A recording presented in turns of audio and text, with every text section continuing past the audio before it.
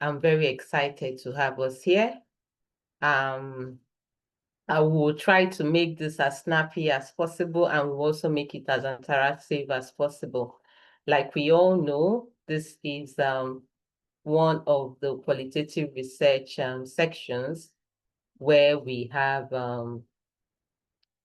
we come together to share our experiences, to share some knowledge, and then to also learn from each other so that we can be able to add it to part of our research goals. Most of the time, we have a monthly section where we share our ideas. And also remember that the Qualitative Research Series is organized by members of the Rising Scholars community.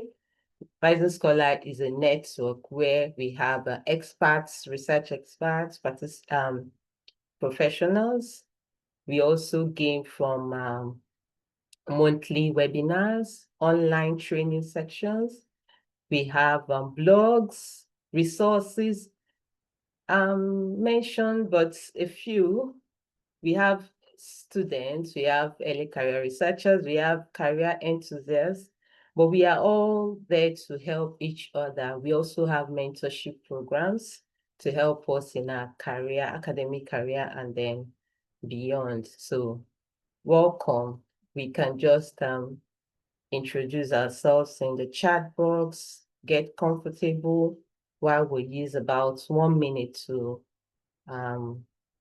welcome some other participants who are also ready to join in. So welcome, everyone. Welcome.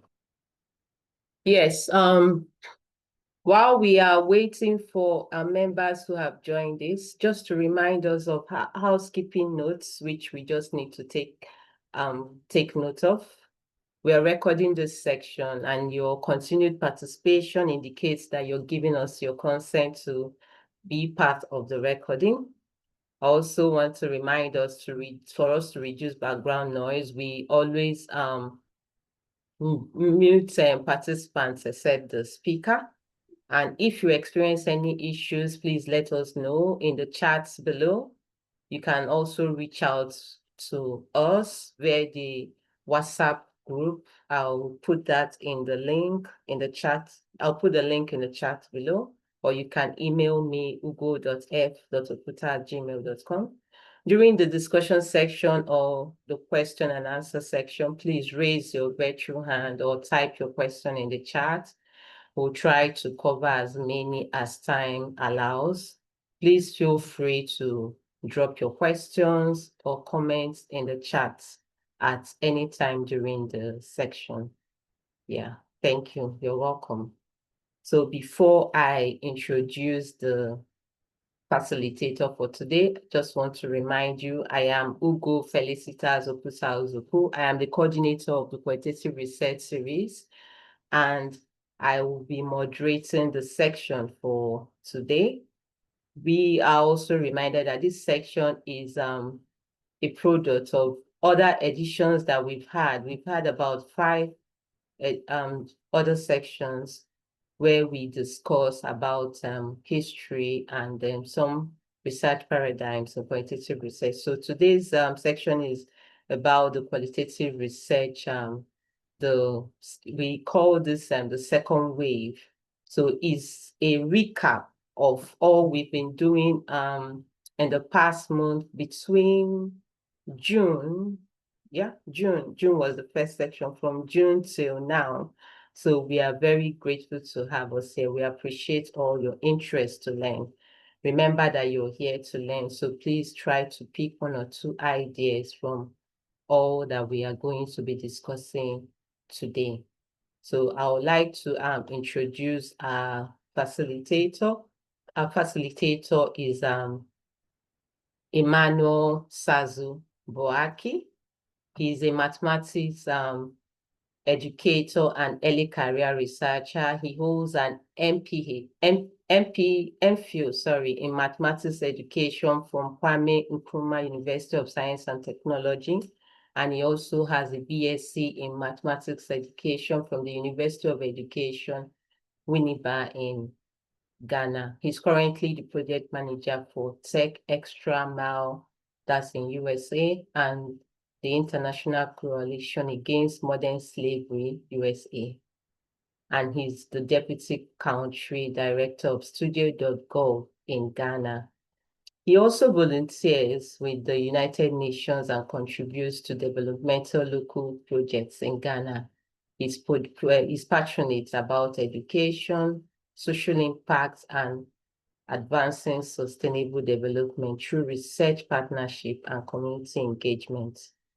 So it's a wonderful time we'll be having here. So over to you, Emmanuel. Please, we are all waiting.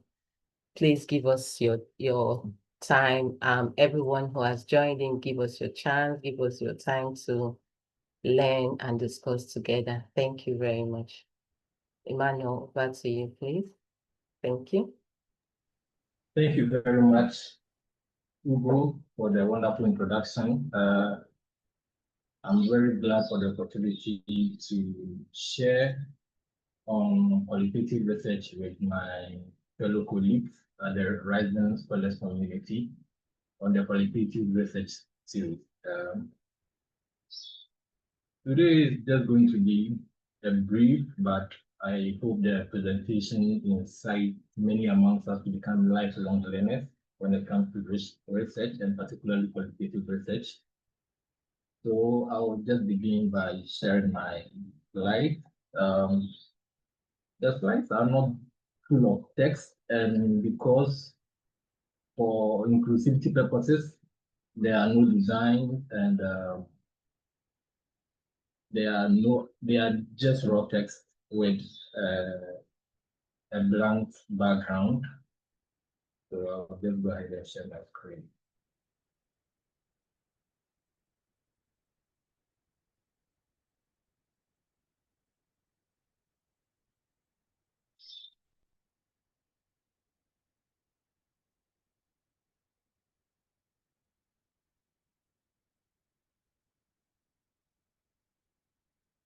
So please, I hope you can see my screen. Yes, I can see it. Yes, Okay. please, you can see it. Thank you very much.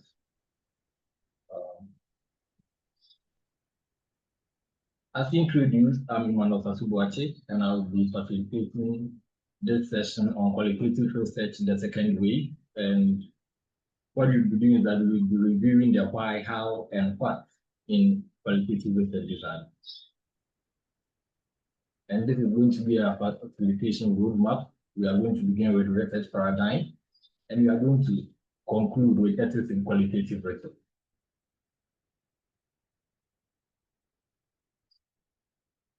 Okay.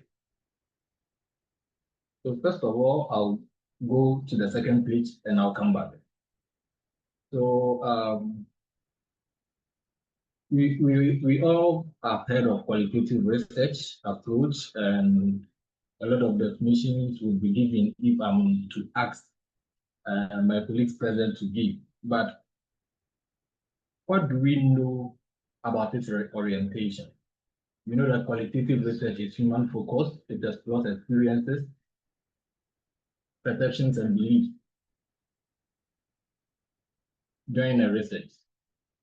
But what is the root of a qualitative study? So how does qualitative research, how is it rooted in philosophy? That takes us to the first slide. That's the research paradigm. That's the constructionist view. The constructionist view is of the belief that reality is fluid and their multiple meanings are possible. That simply means that knowledge, making meaning out of phenomenal cases and circumstances, there is not one way of coming to understand or coming to understand our society or making meaning of the world that is surrounding us. So the constructionist view means that there are multiple ways of making meaning or contributing to knowledge. And this epistemological position means that knowledge is socially constructed.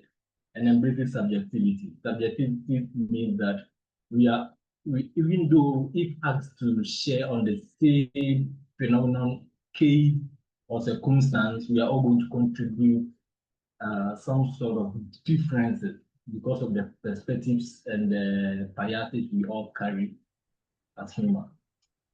It contrasts with with positivism, which assumes a single measurable truth. And most often, positivism is of the belief that truth exists to be known. So truth exists. So as humans, our role is to uncover it. As humans, we don't contribute to truth. Like we don't contribute. Like we don't create knowledge. Yeah, that's the right word. As humans, we don't create knowledge. Knowledge exists for us to discover. But that is as opposed to the constructionist view, which is as human beings, our interactions with our society and amongst ourselves also creates knowledge.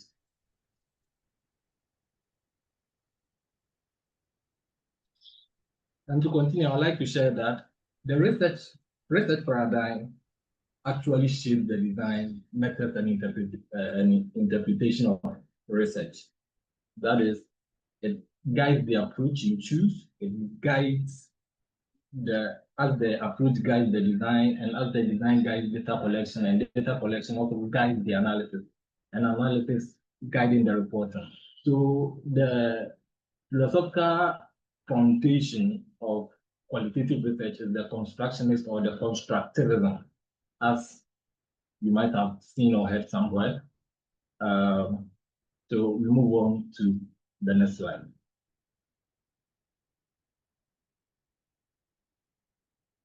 Okay. So key features of qualitative research is that it's holistic and inductive. Like inductive reasoning. It's like the difference between qualitative research.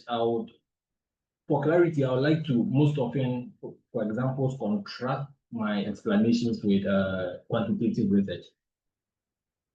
Quantitative research is of the deductive logic. That is, there's a general knowledge, and what we are doing is that we are testing in smaller ways to see if the general knowledge is true.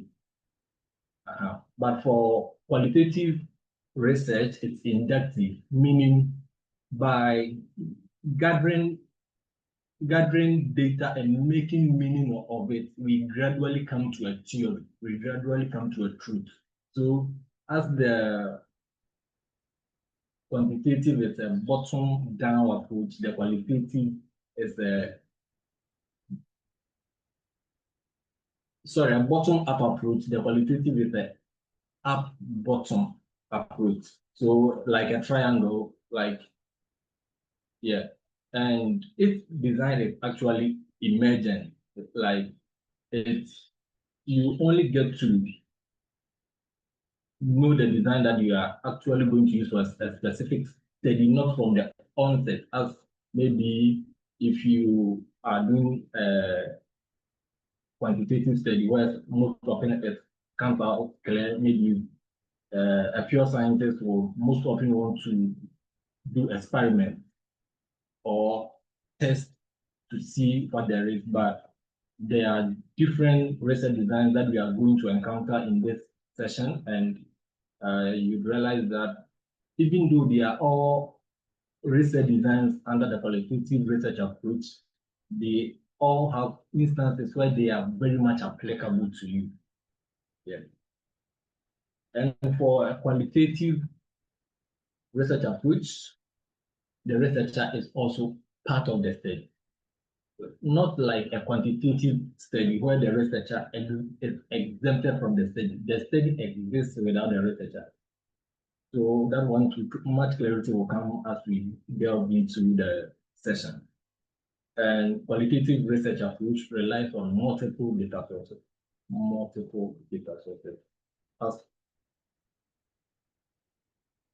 So the purpose of qualitative data is basically for rich data on human processes actions, activities, and behavior. Like what is happening? What is happening? Qualitative research helps in asking the question, why? What? Delving deep into situations, circumstances, and cases. This application is used across disciplines and interdisciplinary studies also as well. So qualitative research design have logical blueprint. Like if you are not able to detail it, like it means you should just plan your study when you want to delve into the qualitative research. You plan it. You don't just wake up to say, I'm doing this, I'm doing that. There is a step by step to it, even though some stages are recursive and iterative. Like, yes, so you don't just wake up to say, I'm conducting a qualitative research, I'm doing this. No, that is not it. That is not it. So I think that one will also come clearer, but let me touch on it. So the thing is that with qualitative research, your questions guide the data you collect, and the data you collect also plays a major part of the analysis and the reporting. Unlike quantitative study, where it's like you are running, let me use an experiment, for example, like you are running an experiment for a data which you do not know. But most often you delve into qualitative studies with some expectation. The thing is that if there is an incident and as a researcher or as a reporter, I appear in the environment where the incident occurred, and I'm actually interviewing or I'm actually questioning witnesses of the event. What I expect them to give me should be related to the incident. Anything that goes outside that incident is something not of need to me. But for quantitative research, it's like, okay, what happens when I add hydro, sodium hydroxide to chloride? Like, I don't know. So let me see. So like most often in quantitative research, you have, even though there's some level of expectation, the level of expectation for the data that you should get for quantitative research is much deeper and much higher than quantitative study. And for quantitative studies, the designs evolve during implementation, and which is which is for instance, you go to like you design your instrument and you go for field work, and as you are on the field, probably your study was on Millennium Development Goals, and you go to the field and you are now getting reports and feedback that we have stopped, like the organization, which is the setting for your study, are saying that no, we are currently following the sustainable development goals. Yeah, that is it. For qualitative study, it gives you that flexibility to actually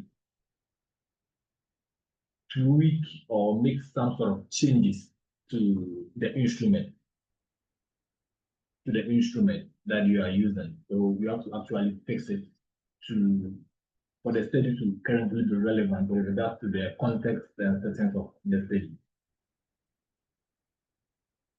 Unlike quantitative studies, where if you have to change anything during the implementation stage, it means you have actually faulted of the design. You get it. You've gone way off. So the design evolved during the implementation. There's no great rule book like add 5 centimeter, 5 liters of something. You get it. It's like you are going to the field for information. So what are you supposed to do to get the right information for your study?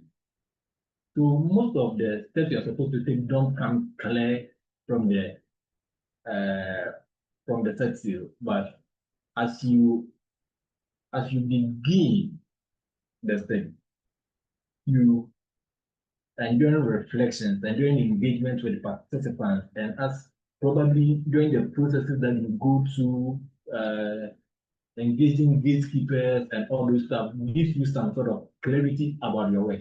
And that means your design and everything have to evolve to suit what is on the ground. Yeah. And qualitative research designs are mostly exploratory design. They are for in-depth examination and most often used in complementing quantitative work. That is where you would actually delve into the mix methods approach. Yeah. So component qualitative research is guided by conceptual framework. That means with qualitative study, you are dealing with concept. So you are dealing with concept. So your understanding of the concept that you are using also shape the design. And it does not only shape the design, it shapes the instrumentation, it shapes the report writing because you don't begin a research just because you feel like, but first of all, because you see the need for it, and you see the need for it because there are current conversations about it. Like now, especially in the social sciences, everybody is talking about the sustainable development goals, that's the SDGs, and actually, we have just 5 years to go as it was set. All its targets were set for to be reached during 2030. There have been current engagements as to how we are how the world is going to move after the SDGs after 2030. So the thing is that if you could have sustainable development goals as a concept for your study, you get it, as just opposed to maybe it has targets in health, education, climate, and many other things. So you can just put any of these concepts together to actually come out with the conceptual framework for a study. But the concept should be mapped in a way that you can easily make meaning, derive meaningful questions, like the study should also be feasible as you are able to identify your participants and also develop an instrument. But one thing I would like to add on this session is that even though quantitative research and qualitative research are of different approaches, but the thing is that it kind of they depend on each other. But what I see is that the quantitative study should most often depend on the qualitative study. The thing is that the quantitative research approach is supposed to prove or disprove theory. Okay, like if I say something, the quantitative approach is supposed to prove or disprove it.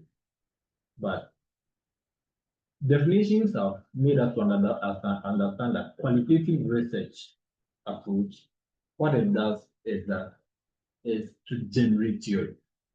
Okay, so most of it, it's very difficult to even conduct a quantitative study on an issue where its concepts have not received much clarity. Like there's no clarity on it. So that was just by the way. And some examples of qualitative research design are case study, narrative inquiry, phenomenology, and grounded theory. Even though just stated as examples, we use a case study for a case and a narrative inquiry for a story. And I will just share the differences between the case study and the narrative inquiry, and I think we'll continue. A case study is used to understand the case, but narrative inquiry is used to tell a story. But if you look deeper, it's like most of the qualitative research you find people most often use the case study. And is it right all the time? The thing is that the excessive use of it brings us to reason, like, are we using the right design? Are we using the right design? to get the right data for our answer. Like, if I'm to ask a Navy veteran of his experiences during a certain war, his experiences during a certain war, it could be two things.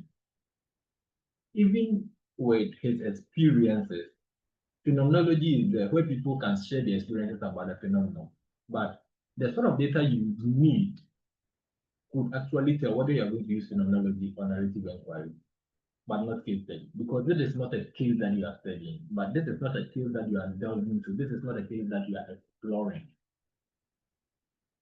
I hope that that is bringing some sort of clarity. So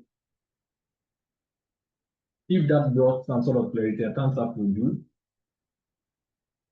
Like you are investigating or exploring a case study is fit, but a story being told, For narrative inquiry, like people are telling a story about what happened, but for phenomenology, people are actually sharing their experiences.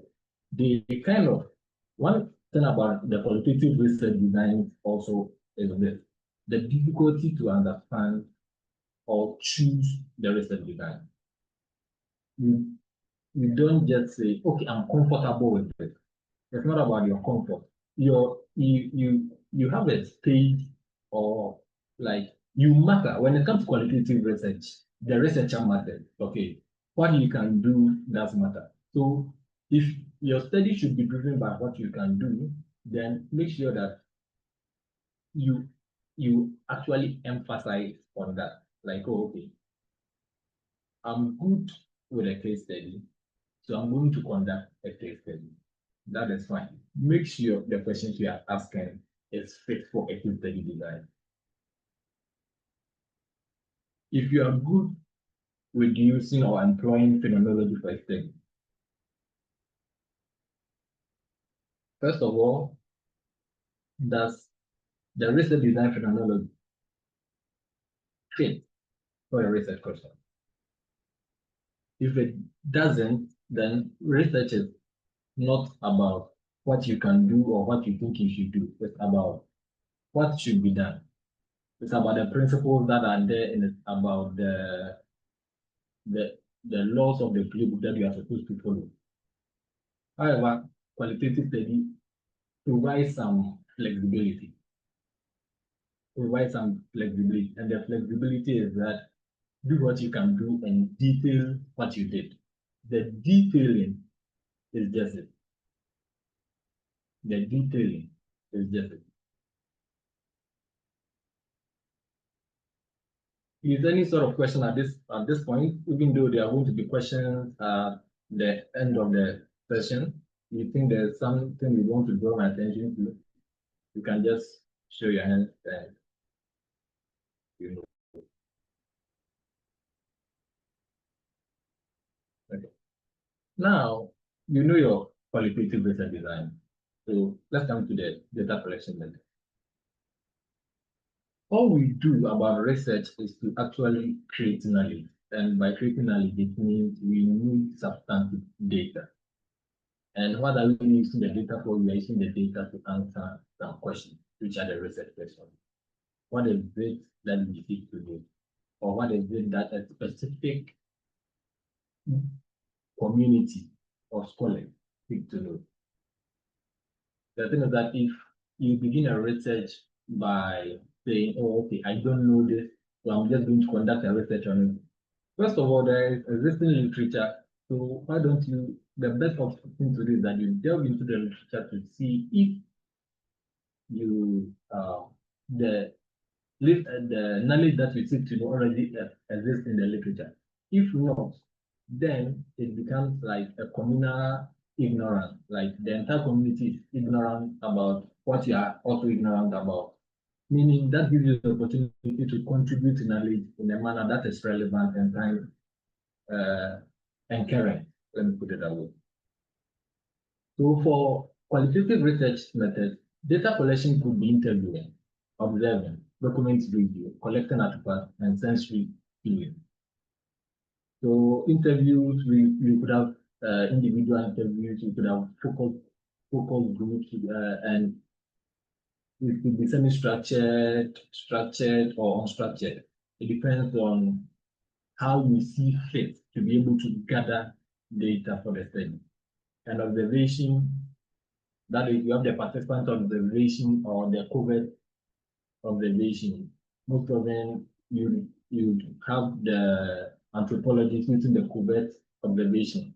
You will just see them in your environment, in your community, like, and they are just socializing with you. They are there wherever you are, and they are there wherever you are. And what they are actually doing is that they are documenting what is being done in the community.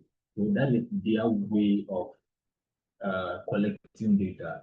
And you get there, the question is, does it have some sort of ethical implications and stuff? You get to the point where we go into detail with regards to ethics and qualitative research. So one way of also gathering data for your study is textual, visual, or quality and archive. So some texts, like, even you can go into other people's published studies for your data. You can people's memoir, diary, pictures. Yeah, for qualitative studies, you can actually gather data from pictures and policy documents and archives,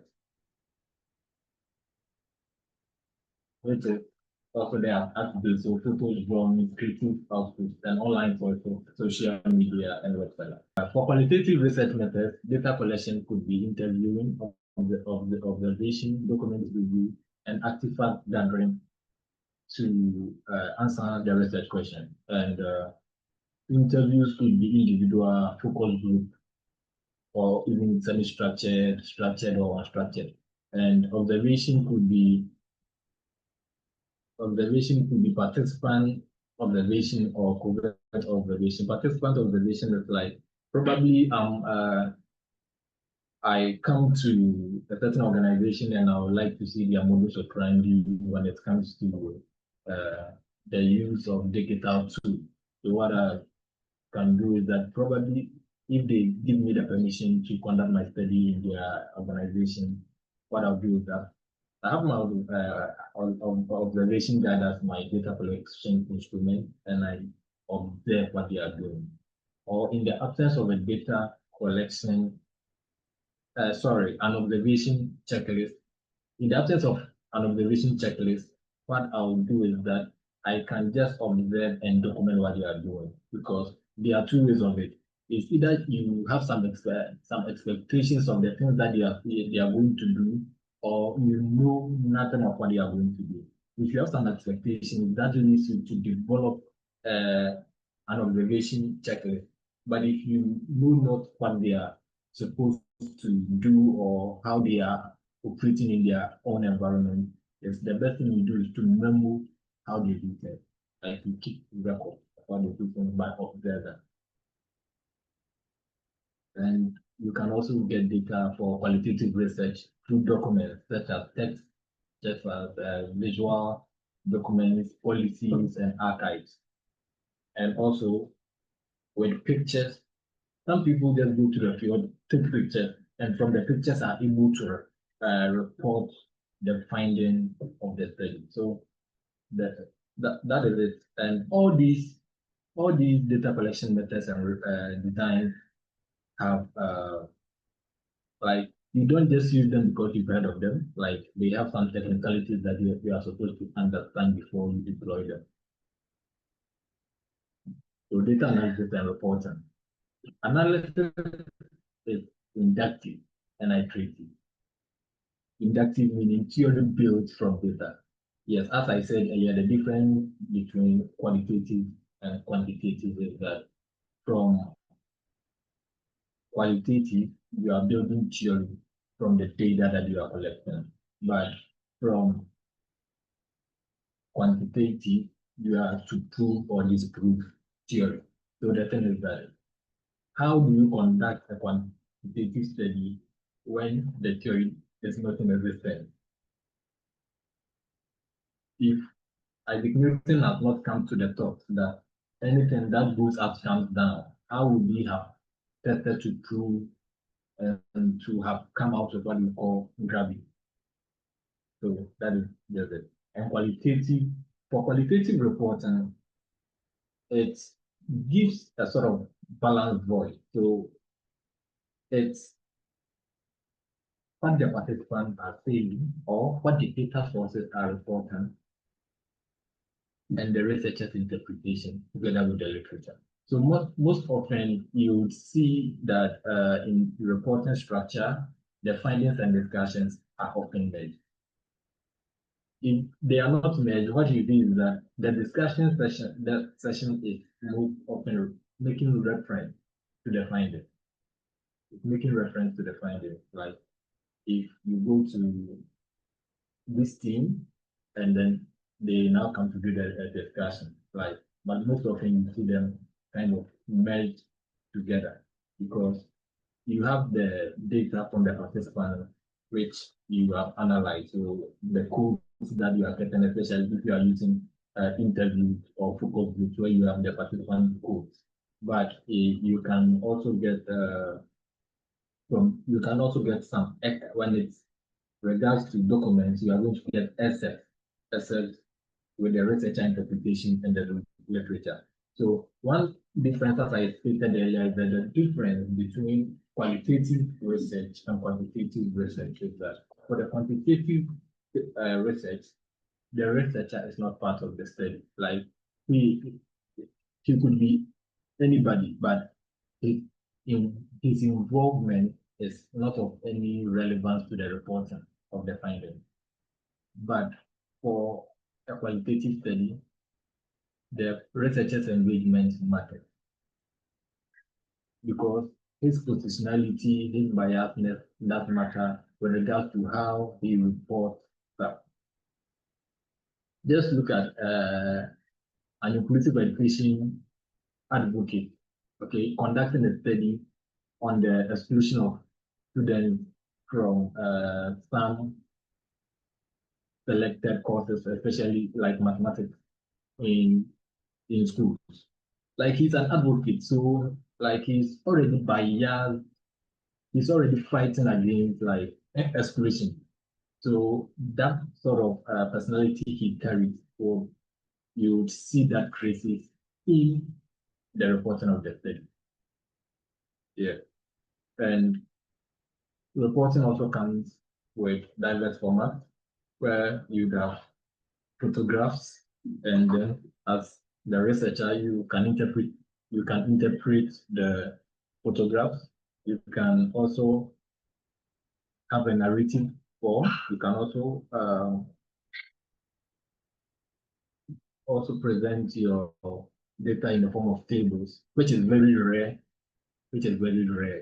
Yeah, because most often for qualitative studies, they employ the narrative style to report findings. The three remaining, like the tables, graphics, and photographs, are rare. You barely see them anywhere.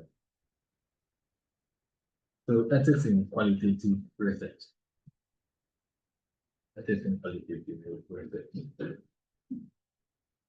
Ethics is not only important in qualitative research, even in some quantitative researches. Yeah, but most often qualitative research involves qualitative research is human-centered. It's human-centered, as I've been saying from the onset. It's human-centered. So there are some practices of ethics, like research is a profession. So what you do and don't do also contributes to you becoming a good or not a good researcher. So what do you do when you're engaging your participants? What do you do when you are assessing your participants? Like, what are you not supposed to do when you are engaging your participants? And what are you not supposed to do when you're also assessing your participants, when you are actually engaging the gatekeepers and stuff? So, duty of care. Duty of care. As a researcher, it lies on you to make sure that your participants are protected. They're protected in the sense that you getting data from them does not help them in any way. That's the duty of care. So first, do no harm. Do no harm by in, in a in in a study that could lead to the the okay, you are engaging a war veteran on a study and this person is having like PTSD, or you are conducting a study and you know that one of your participants has PTSD. One thing you will possibly try to do is avoid leading the person into any sort of situation that brings back that dilemma which the person suffers. So you are protecting the person, you are protecting how they feel, you are protecting their identity. So you're not hurting them in any way. You're not hurting them in any way. And as a researcher, your responsibilities are to make sure that the identity of the participant is confidential and there's a fair presentation. Like that is ethical now in the world where we are most often talking about inclusion and equity. So you are supposed to be fair in your presentation. But in instances where representation is not allowed, that is fine. But where you can possibly like underrepresent a certain group, also raise some questions about ethics. If like your study has no boundaries with regard to a certain representation, then you should be open and the representation should be fair and consent. Yes, you are supposed to seek consent if your study is to be done in a certain organization, is to be done with regards to interviewing or engaging a single individual, if the study is to be done with one individual, or especially in my case where I'm reading meditation, if your study is with regards to engaging the children, the young infant, what consent do you need? Knowing that you cannot engage a minor without parental consent, what process are you going to go through? So all these things are very important to ensure that ethical requirements are met for your study. And you have to also be transparent. Don't say if I ask this question, if I'm transparent with regards to them, they are not going to give me the data. So let me find a way to lie, which is not a good way to do. And one way is that I've recently doing some readings on elicitation, which is an approach where people use not cohesive, but a kind of it's a dubious way of getting data. Like this is the strategy that is used by the intelligence agencies to get data from like their suspects and stuff. The question is they try to use qualitative research where you want to make sure that higher ethical standards are met in your study. And trustworthiness, yes. The thing is that what you are doing is not just conducting a research. You are trying to contribute to knowledge. You are trying to create theory. So what are you doing to ensure that the final product of the research is trusted? The final product of your research could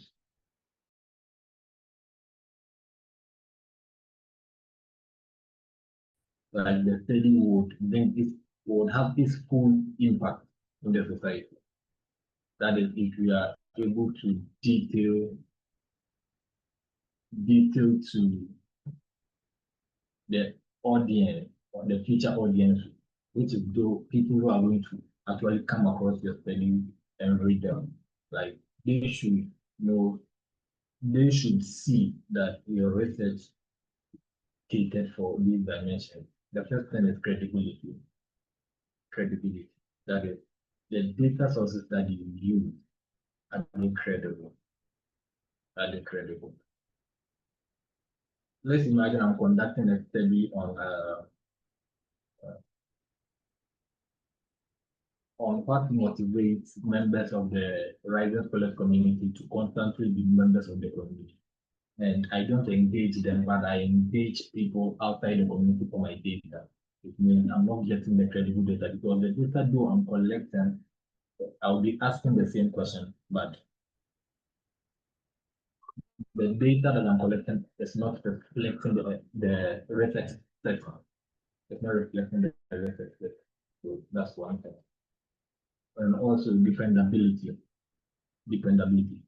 Can we depend on your finding? Now you've conducted your study. Can we depend on your finding to cause the change that you said from your research is a problem? So let's actually explore to understand it and bring out some sort of understanding of the problem so that the solutions could be generated.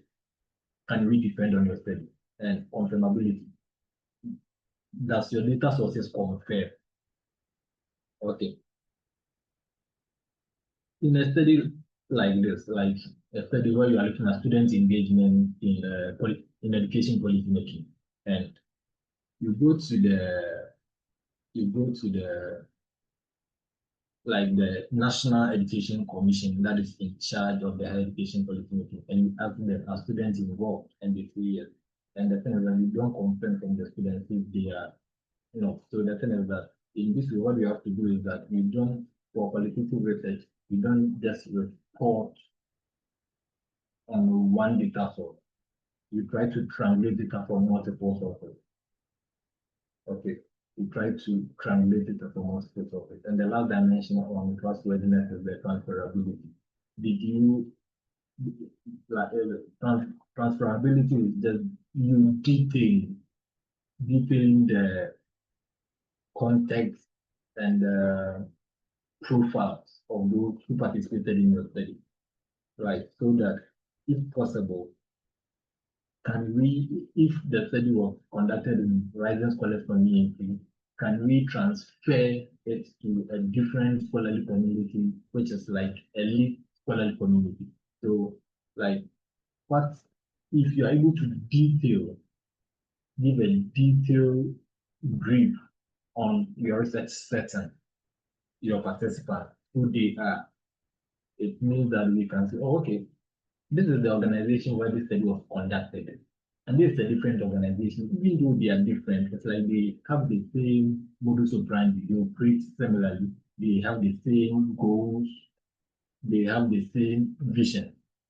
You get it? So it's like we can then transfer the findings or the theory that we've been able to create from one person to the other person. And trustworthiness is promoted, as I said, through translation, bias management, and reflexivity, and transparency. This brings me to the end of my session. I'm open for any question. All right. Thank you so much, Emmanuel, for this wonderful presentation.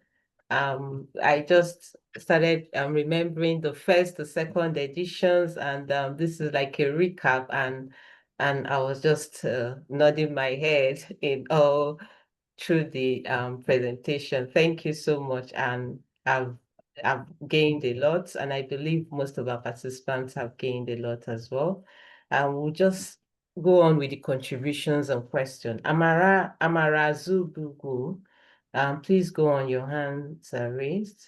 Please go on, Amara. Unmute yourself and please go on with your question or contribution. Thank you. Good evening, everyone. Yeah, good evening, Amara. Good evening. Kindly speak louder. Can you hear me? Yes, please go on. We can hear you. Okay, I want to really thank the presenter. He really made the presentation very easy because I'm currently doing a research and using qualitative method for the first time. So he made it easy. But I want to ask a question on that reporting where you said participants quote plus researcher interpretation plus literature. So I understood the first part, but that plus literature, please, can you throw more light on it? What you actually mean plus literature? Thank you. Because I wasn't Okay, really hearing you. I was struggling to hear when you were explaining that. Thank you. okay. Thank you very much. So the thing is that with qualitative research, this is basically how you research on even for quantitative and even mixed method. The thing is that your your study began with a gap in the literature. Okay, so the thing is that its findings must find its way back to the literature. So as where you started, that is the same place you are ending. So the question is that there was a gap in the literature that is that you are contributing to, and you now have set your research questions. You've gone for data, you've analyzed the data, you are now reporting on the data. What you are basically doing is that this is what I found, and this is where it fits in the research, in the literature. Do you get me? Yes, Hello, I got, Amara. yes, I got you. Yeah. So that is where the literature comes in. So for qualitative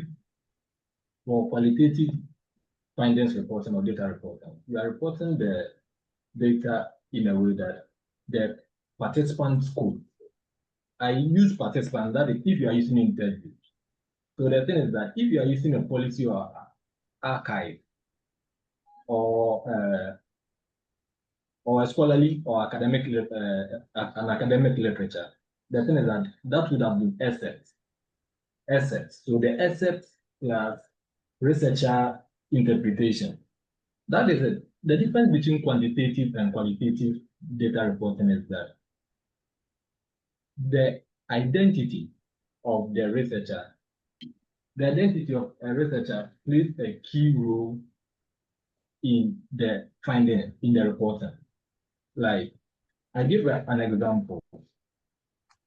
You are inclusive education advocate and you are conducting a study, and the focus of the study is exclusion of students with visual impairment from mathematics education in higher education institutions, probably in Nigeria.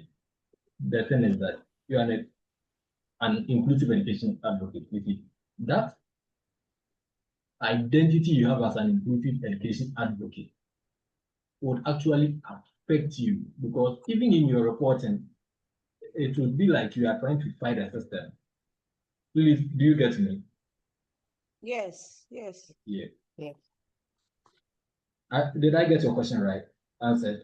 Yes, I think you did. So it's basically like I noticed a gap and I'm trying to fill in that gap based on the results I got. So that's the aspect of the literature. I think from what she said, Amara, let me help you out there. From what you're asking, it means you're trying to fill in the gap based on your observation or findings from the literature. Yes, that is Yes. it. That's what I Yes, said. yes. Thank you. It's You're understood. welcome, Amara. I don't know if there's Yes. another aspect of the qualitative research presentation because I still have another question, but you didn't touch it. Can you go on with the question, Amara, so that we can Okay. round up with your question and move to another Okay. participant. What I Thank you. wanted to ask is you didn't touch the aspect of how to recruit your participants. So I don't know if there's another aspect of the research. Okay. I I kind of touched it lightly. I Mm. said something with regards to if you are conducting a study with regards to what motivates members of the Rising Scholars community to constantly be members, like people join communities and leave. So the question is, why are members of the community still members? Why are they still in the community? And I don't ask members of the community, but I rather go outside my setting to ask people. What I'm actually doing is that even though I'm asking those people outside the community the same question, but the data I'm getting is not from those people. So in the end, if I do my reporting, it means that I didn't complete the study which I was set to do. This is kind of a different study elsewhere. So for qualitative study, you don't say, okay, let me just throw away, let me just design my survey and broadcast it. And if everybody who feels it, no. If your study is about the EFCC Nigeria, you go through the right channels, you see the gatekeepers, you get access, and if they will grant you access, you engage those who matter. Sorry, you engage those who matter with regards to the specific questions you are asking. If your questions are about administration, then you go and ask the security manager who is not a member of the administration.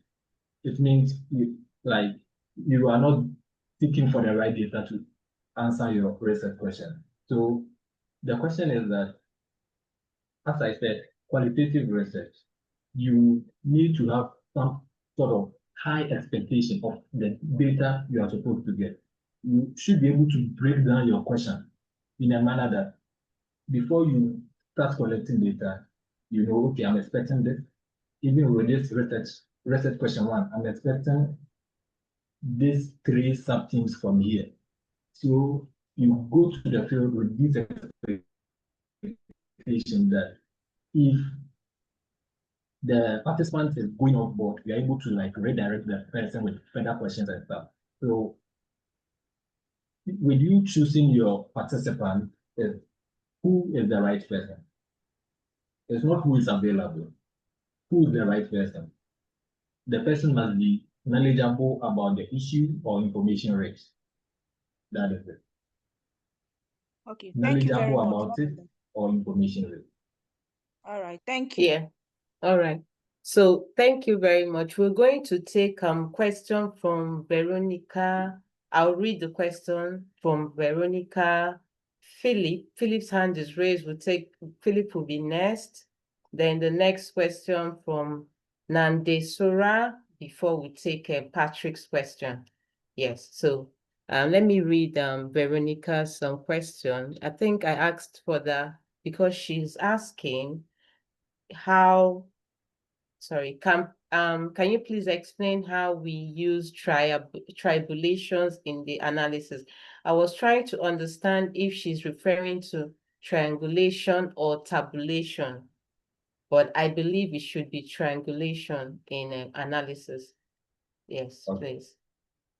Thank you, Veronica, for the question. How do you use triangulation? This is just triangulation. Like, since you are picking the data from multiple sources, okay, you shouldn't say, okay, you shouldn't say this is like a theory, okay, this is confirmed. You don't say something is confirmed if you only have one source of data for it. You get it. That's basically triangulation. So for qualitative research, you are collecting data from multiple sources. Because one thing about qualitative research is that it allows for subjectivity. You get it. So for subjectivity, it means that people are sharing different views and ideas. It could be that either the man slapped the boy or the boy slapped the man. But the thing is that in that narration, in that storytelling, among those who were present to witness the fight between the man and the boy, there are going to be some sort of similarity. You get it? Some sort of similarity that are going to add up. That's why the differences of the views that they are going to share. So through that, we are able to confirm what actually happened than just taking data from one person and reporting. All right. Thank you so much. I think that was well explained. We'll take Philip's contribution or question. Please, Philip, you can unmute and go ahead. Thank you. Thank you very much, Ugo. And I really appreciate the presentation by Emmanuel on this qualitative research. I actually used it in my master's degree and it worked very well. But I'm always curious to learn something new. That's why I signed in for this. And Emmanuel, you presented the presentation was very precise, straight to the point, and it has really contributed to new knowledge to me. Now, I have some questions. The first one is to do with the ethical, requirements. I understand that there are researches which are categorized under high risk and those which are categorized under low risk. But sometimes when somebody embarks on a research, you realize later on that actually the questions that are asked can put the respondents into a situation of high risk. In the beginning, I convinced myself that actually this one is a low risk research. But then the questions that are asked, especially in the interview, might put the participant or the respondent into that high risk. So maybe just for you to say something on that right in the beginning, to be able to foresee such circumstances. Then the second one is to do with the research question formulation. I had a bit of struggle when I was formulating my research questions. Maybe you could share something that will help us or aid us in formulating those research questions that will meaningfully generate a robust data. Then the final one is just a request that will you share your bibliography will be helpful for further, consultation or further reading. Thank you very much. Okay, thank you. So this is what I would say to your question, Philip, and thank you very much for it.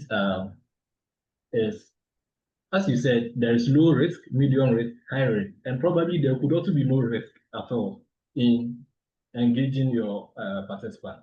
But the thing is that, so there should be some sort of pre-engagement before the data collection.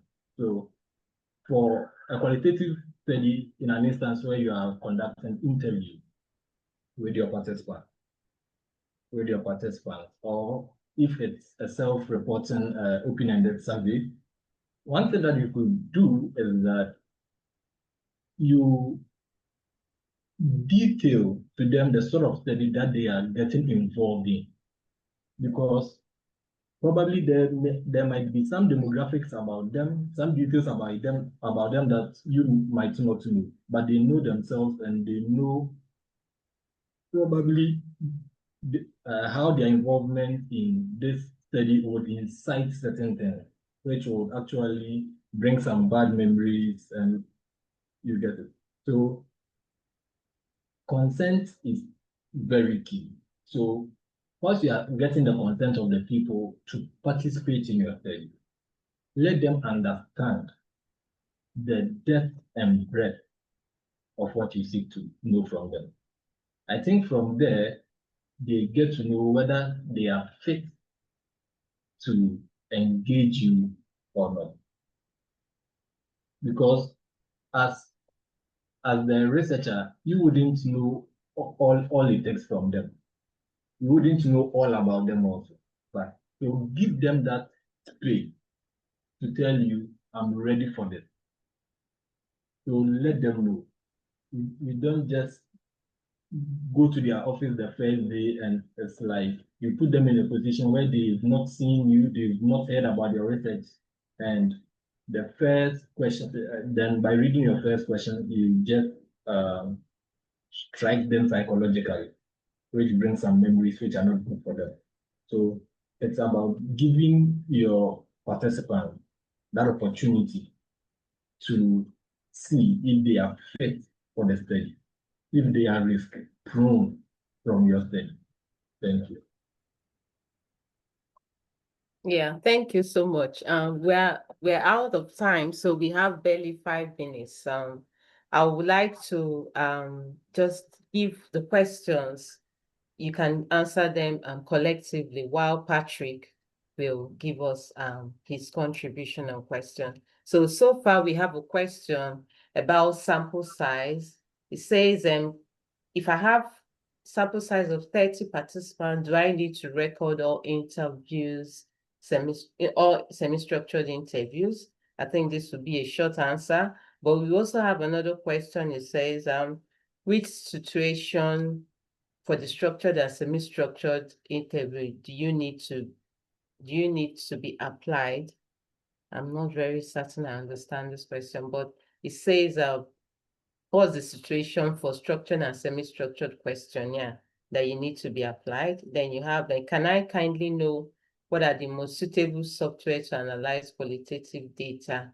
We did about two different sections we did about analyzing qualitative data, and our major analysis software was atlas.ci. So you can see that in the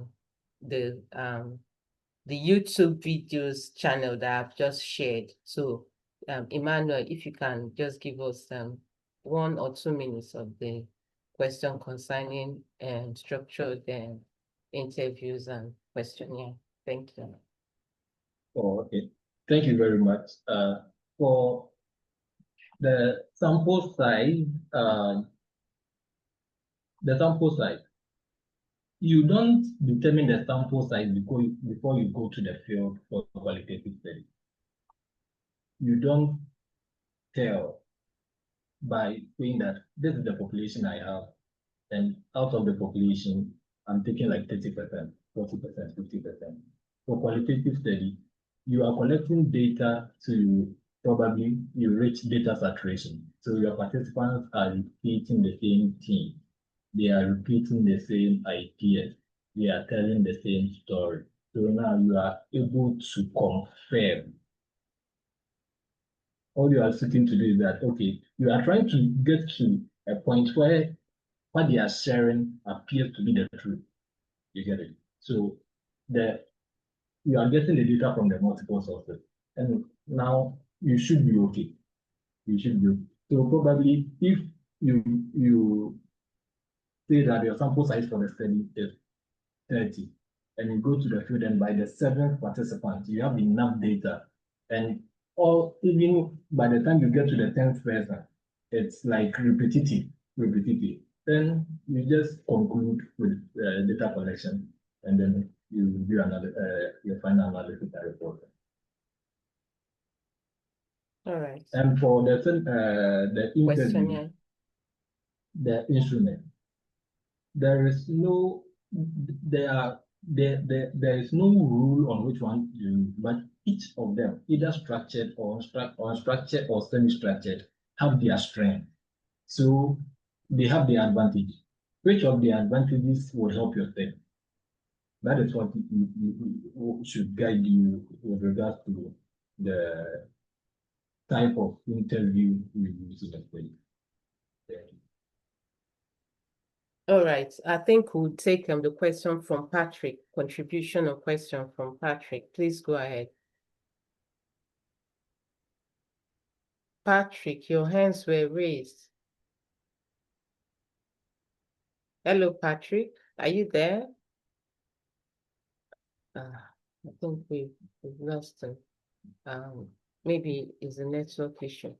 Okay, all right. Meanwhile, we had some participants requesting for your bibliography or the slides that you have shared. I've put up your email in case they need to contact you directly. But for the video, we always have the video shared on our page. I've shared that as well on the Rising Scholar YouTube channel and my channel as well. We always have the video recordings. Once it's ready, we'll put it up there.